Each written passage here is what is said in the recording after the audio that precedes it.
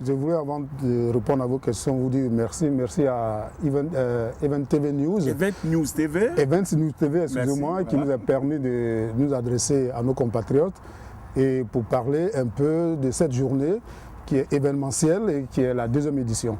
Comme vous venez de dire, la Coordination générale des Ivoiriens de la diaspora est née en 2004 de la volonté expresse et des Ivoiriens qui se sont retrouvés pour essayer de rassembler toutes les compétences de la Côte d'Ivoire afin d'aider à la reconstruction du pays. Et dans la déclaration d'Abidjan en 2004, il était dit qu'on devait organiser des colloques, des séminaires pour valoriser les compétences tant individuelles des Ivoiriens que collectives. Collectives, on entend par association, de ce que nous savons faire. Et c'est dans cette dynamique que nous avons instauré la journée de la diaspora ivoirienne à partir de la France. On a eu la première édition en 2008 et cette année, c'est la deuxième édition de la journée de la diaspora qu'on appelle la JDI. Voilà, donc vous avez parlé tout à l'heure si les Ivoiriens suivent effectivement. C'est parce qu'en 2008, on a eu un succès éclatant, un succès populaire et ça fait de l'émulation et aujourd'hui, la COJUD, on en parlait tout à l'heure, a fait que la diaspora ivoirienne s'est sentie concernés parce que ce dont nous parlons, c'était les produits et les services financiers des institutions financières en Côte d'Ivoire et la COJUD donc a pris le relais et aujourd'hui les Ivoiriens se retrouvent. Donc la deuxième édition que nous allons faire qui va parler essentiellement sur l'aspect culturel pour voir avec ce qui se passe dans notre pays pour qu'on puisse parler, pour qu'on puisse être ensemble. Donc c'est à la demande des Ivoiriens et inscrit maintenant dans nos statuts que la journée de la diaspora ivoirienne doit être faite régulièrement en fonction des besoins de chaque pays. Voilà globalement ce que je pourrais dire et que c'est les Ivoiriens qui veulent que cette JDI se fasse pour qu'on puisse se retrouver, pour qu'on puisse se parler. Oui, il existe une organisation ivoirienne qui est apolitique, dont je veux parler de la COJID, parce qu'effectivement en Côte d'Ivoire, en 2010, c'est le paroxysme de ce qui s'est passé depuis 1999. Il y en a eu 1999. On a pensé que c'était quelque chose de militaire. Après, on a eu 2002. On pensait que les Ivoiriens devraient s'attendre. Et on est venu maintenant en 2010 où ça a été de façon globale catastrophique. Mais je pense qu'il faut une organisation qui soit hors des débats politiques, hors de la vie politicienne pour rassembler les Ivoiriens. Et c'est dans cette optique que la coordination générale des Ivoiriens de la diaspora est née depuis 2004, donc on était encore dans la crise. Elle est née pour qu'on parle de la Côte d'Ivoire d'une autre manière. Comment est-ce que les Ivoiriens, on peut aider selon nos compétences l'État de Côte d'Ivoire, les populations. Je vous cite par exemple, lorsque la crise battait son plein et que les populations se déplaçaient de part et d'autre, la COJID, les associations membres de la COJID ont organisé une journée humanitaire COJID pour venir en aide aux populations. D'où qu'elles viennent. Et il y a eu la COJID Canada et la COJID France et la COJID Italie qui ont fait des dons, qui ont été acheminés. Et ces dons ont été réceptionnés par la Croix-Bleue de Côte d'Ivoire. Et je profite de l'occasion pour saluer le président de la Croix-Bleue de Côte d'Ivoire qui nous a aidés sur le plan logistique pour acheminer ces dons dans les différentes localités comme la Pépinière d'Abobo, de Yopougon, SOS Abobo. Donc c'est pour dire que nous voulons que la Côte d'Ivoire soit ensemble. Donc la COJID peut être d'un cas ou d'un autre. On veut qu'ici, au niveau de la diaspora, nos problèmes soient transmis aux autorités pour que les projets que nous ayons soient faits. Voilà un peu pourquoi aujourd'hui on dit heureusement qu'il y a la COJID. Parce qu'on dit que la COJID c'est la maison des Ivoiriens de l'étranger. Alors c'est très simple, c'est que l'idée était novatrice. Parce qu'en 2004, il y avait des organisations, des associations ivoiriennes un peu partout, mais c'était de façon corporative ou professionnelle. On s'est dit, mais il n'y a pas une organisation qui parle de la Côte d'Ivoire. Donc on est parti de 2004 de ce constat. Et à partir de là, c'est pour cela que nous avons appelé ça la coordination. Parce qu'il y a déjà des organisations. Ce n'est pas la peine d'en faire de plus. Il faudrait prendre dans ces organisations les projets et ces projets mutualiser pour que lorsque nous demandions par exemple des prêts ou bien nous faisons des doléances, que ça soit commune. C'est pourquoi on a fait la COJID. Donc l'idée a pris parce qu'on était 14 Ivoiriens qui venaient de 7 pays. Donc chacun, en allant dans son pays, a essayé de vulgariser l'idée de la COGID. Aujourd'hui, nous sommes contents que nous soyons dans 7 pays, dont la France qui est où il y a la population ivoirienne la plus importante, le Canada, les États-Unis, l'Ukraine, l'Irlande, le Danemark, l'Italie et un bureau de représentation en Côte d'Ivoire. Ça prouve que l'idée que nous faisons, c'est l'idée fédérateur. Et l'idée de la fédération, donc ce qui fait que les Ivoiriens se retrouvent. Voilà un peu ce qui fait notre spécificité. Donc depuis 2004, l'année prochaine, ça serait les 10 ans de la COGID. On a fait beaucoup, mais il y a beaucoup de choses encore à réaliser. Et je pense qu'avec l'aide de votre média, avec l'aide de tout le monde, et les Ivoiriens sortent petit à petit de cette crise, que je dirais, c'est une crise de croissance, parce qu'aujourd'hui, on peut comprendre que ce qui s'est passé, il ne faudrait pas que ça se reproduise, évidemment. Et que c'est les Ivoiriens qui sont à l'extérieur qui peuvent amener cet élan. Et je pense que la COGID est là pour les accompagner pour que cet élan en soit. Oui, le président, l'ex-président de la République, Laurent Gbagbo, disait ça, mais nous disions depuis fort longtemps, même avant la création de la COGID, qu'il est important que nous qui sommes à l'extérieur, nous soyons ensemble. C'est ça qui a motivé la création de la COGID. Et on a dit, la COGID étant un élément fédérateur des Ivoiriens de l'étranger, notre interlocuteur, c'est l'État de Côte d'Ivoire. Donc l'État de Côte d'Ivoire, les structures de Côte d'Ivoire. Et aujourd'hui, nous avons un partenariat avec le BNED, qui est une structure qui, pour l'investissement des équipements de la Côte d'Ivoire. Nous sommes en partenariat aussi avec le CPC, avec la Chambre de commerce. Aujourd'hui, nous avons demandé à l'époque qu'on ait un ministère des Ivoiriens de l'étranger. J'ai dit au passage que nous sommes plus de 1 500 000 Ivoiriens à l'étranger. C'est une population. Et ces populations, on a nos besoins. Donc il aurait fallu, et je remercie aujourd'hui que le gouvernement a pris la décision de créer un ministère qui nous appartienne.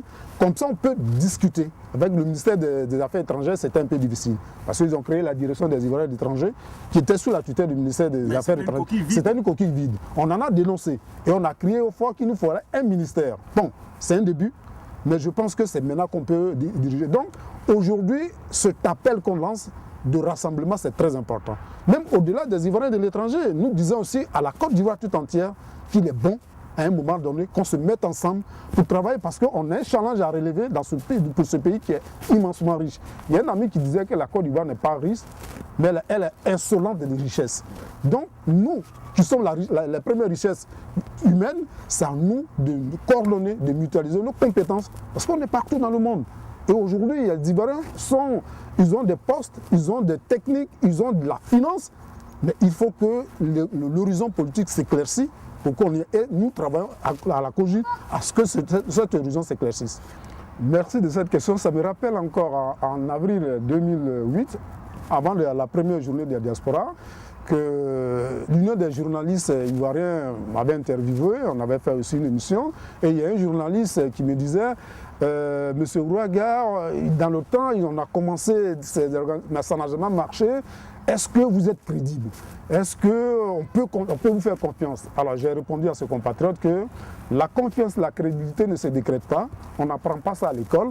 C'est dans le comportement et les acquis de ce que nous faisons. Et je peux dire depuis 2004 jusqu'à aujourd'hui, si la COGID résiste au soubresaut de ce qui s'est passé, c'est qu'on a posé des actes forts. Je peux vous citer en pêle-mêle en 2007, on a fait une conférence sur l'eau et l'agriculture et les propositions ont été déposées au ministère de l'Environnement et l'État du Côte d'Ivoire a repris pour faire un colloque à Yamoussoukro. Deuxièmement, on a donc fait la journée de la diaspora pour aller rapidement et cette journée de la diaspora fait aujourd'hui qu'une grande banque ivoirienne a aujourd'hui son agence à Paris. Et aujourd'hui, les Ivoiriens il y a certains qui ne savent pas qu'on pouvait avoir des terrains, qu'on pouvait les acheter, donc directement il y a eu ce contact. Troisièmement, lorsque la crise a éclaté, la COGID est restée dans ses bottes de dire nous sommes pour l'investissement. Et aujourd'hui, la politique a changé, les politiques ont changé, mais nous travaillons avec l'État du Côte d'Ivoire. Donc on a cette constance d'amener les Ivoiriens à être ensemble. La dernière que je dirais, c'est que quand la crise a éclaté, je disais tantôt, on a fait une journée humanitaire pour tout le monde et le sport passait à la télévision ivoirienne. Donc c'est pour dire qu'aujourd'hui, nous, le bilan que nous pouvons faire, c'est qu'on a réussi à rassembler les Ivoiriens au-delà des politiques. Parce que la COGID, c'est la famille des Ivoiriens. Du nord au sud, toutes les régions de la Côte d'Ivoire est représentée à la COJID. Contrairement à certaines organisations qui veulent faire comme la COJID, mais qui n'y arrivent pas par le fait que toutes les tendances ethniques et religieuses ne sont pas représentées. Et aujourd'hui, on a vu une représentation. Ça prouve que, et là, je voudrais dire que tellement c'est bien, je vais aller aux États-Unis pour le lancement de la COJID aux États-Unis très bientôt. Et après, je reviendrai en Irlande pour redynamiser. Et qu'est-ce qu'on aura au menu pour votre déplacement aux États-Unis? Alors, pour le déplacement aux États-Unis, la COJID locale s'organise et ça va se passer à l'ambassade de Côte d'Ivoire aux États-Unis. Et il y aura donc le thème investir en Côte d'Ivoire. Il y aura donc une grande banque que je ne peux pas la citer qui sera sur place parce que qu'est-ce que la COJID ou la Côte d'Ivoire, c'est que c'est le besoin. Aux États-Unis, les jeunes veulent avoir de l'immobilier. Ils veulent avoir des financements. Donc, on a mobilisé une banque pour aller expliquer qu'étant aux États-Unis, par rapport au biais de cette banque, ils peuvent avoir leur bien immobilier. Donc, cette banque sera présente. Le CPC sera présent parce que le CPC est en train de faire un travail d'information très important au niveau de la COJID. Il y a eu un dernier forum Diaspora for Growth qui est très important, où je donne tous les éléments pour que les Ivoiriens puissent s'investir. Et je dis au passage que le directeur général de CPC actuellement, c'est un élément de la diaspora. Ah. Donc c'est très important. Aujourd'hui, si le gouvernement ou l'État de Côte d'Ivoire vient vers la diaspora, c'est que le travail que nous avons fait en amont porte. Et moi, j'encourage qu'on travaille dans ce sens. Voilà un peu ce que nous attend au niveau des États-Unis. Donc j'y vais pour porter une certaine marque à cette journée pour qu'on sente que réellement la COJID travaille. Et effectivement, la COJID travaille puisque l'ambassade nous a prêté les locaux pour que les Ivoiriens viennent découvrir officiellement, sinon ça existait officiellement, la COJID au niveau des États-Unis. Oui, je voulais d'abord, le mot de fin, vous dire merci à votre organe et j'encourage ce que vous faites parce que de par vos actions, vous couvrez et vous dites réellement les problèmes que nous avons. Donc à travers vous, les médias ivoiriens qui sont ici, que ce soit sur le net, que ce soit un peu partout sur les papiers, je veux lui dire merci. Et je voulais appeler les Ivoiriens à rejoindre la COJID. Tout à l'heure, on en parlera. Nous avons un événement le 19 octobre oui, à Saint-Denis. Oui. Ce sera un événement convivial, culturel, et on va découvrir certains aspects de la Côte d'Ivoire. Donc je voulais que les Ivoiriens rejoignent la COJID. La COJID ne fait pas de la politique. Il faut que je le dise parce que certains esprits ont pensé que la COJID était un appendice d'un parti politique. Non, la COJID est là pour les Ivoiriens. Donc je souhaite qu'on vienne parler de nos problèmes, inscrire, faire des projets. Nous avons un conseil juridique, par exemple pour le problème de carte de séjour, par exemple pour le problème d'intégration, parce que nous travaillons sur 3 axes. 3 axes que nous avons appelés l'AIR. A, l'accueil, R, insertion, réinsertion, I, insertion et R, retour. Donc la COJID a des experts pour aider les Ivoiriens. Aujourd'hui, nous avons donc au niveau de COJID France un organe qui a été mis sous pied, un numéro de téléphone où les gens peuvent discuter et parler. Donc revenir à la COJID pour qu'on travaille ensemble. Voilà cet appel que je voulais. Et pour terminer, je voulais au niveau de la Côte d'Ivoire qu'il y ait la vraie réconciliation. Il faut que nos politiques se parlent. Je pense qu'il y a quelqu'un qui a dit qu'il y a un temps de guerre et un temps de paix. Et je pense, je lance le message au gouvernement pour que, entre frères, que les gens se parlent. Une fois ils se parlent, une fois ils mettent ensemble, c'est la Côte d'Ivoire qui gagne. Parce que les investisseurs pour lesquels nous travaillons, avec lesquels nous voulons faire quelque chose pour que la Côte d'Ivoire revienne, s'il n'y a pas une certaine sécurité, oui, ils ont besoin de sécurité. Voilà. Donc la Côte d'Ivoire lance cet appel à l'État de Côte d'Ivoire, au gouvernement. La COJID, vous voulez dire? La COJID lance l'appel à l'État de Côte d'Ivoire pour qu'on travaille. Parce que ici, si la Côte d'Ivoire n'est pas en paix, nous qui sommes à la Syrie, nous ne sommes pas en paix. Et c'est ce que nous demandons. Donc j'invite tout le monde à rejoindre la COJID et le 19 octobre, que tout le monde vienne pour qu'on puisse travailler la main de la main. Et c'est dans cette fraternité, que la Côte d'Ivoire a été toujours le moteur du développement en Afrique de l'Ouest. Nous voulons que ce que nous avons vécu dans les années précédentes, qu'on le vive encore plus et que la Côte d'Ivoire soit plus forte avec sa diaspora. Donc il y a 400 personnes qui sont attendues, 400 personnes. dont l'ambassadeur de Côte d'Ivoire en France, une délégation du bureau permanent de Côte d'Ivoire qui va venir. Il y aura notre ministère de tutelle, le ministère des Ivoiriens de l'extérieur. Il y aura le maire de Saint-Denis. Il y aura la maire adjointe déléguée à la vie associative et son responsable. Il y aura une trentaine d'associations et les amis qui, de près ou de loin, sont prêts, sont vraiment intéressés par la COGID et qui sont prêts à nous aider à développer notre chère patrie, la Côte d'Ivoire. Voilà, merci Président. Nous étions en compagnie de M. Jean-Paul Ouraga, qui est le président international de la Coordination générale des Ivoiriens de la diaspora. Téléspectateurs d'Event News TV, merci et nous nous retrouvons pour un nouveau plateau. Je vous dis bye.